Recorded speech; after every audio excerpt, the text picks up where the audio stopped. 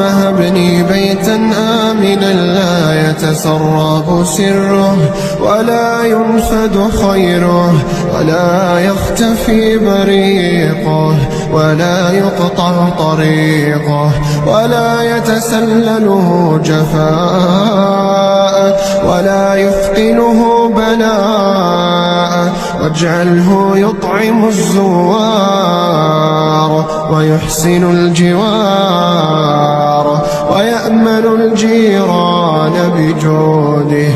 اللهم لا تغلق بابه في وجه سائل وصب عليه الخير صبا، ولا تجعل العيش فيه كدا، واسعد من يسكنونه واخذل من يكرهونه، واخرج منه أصواتا ترتل القرآن.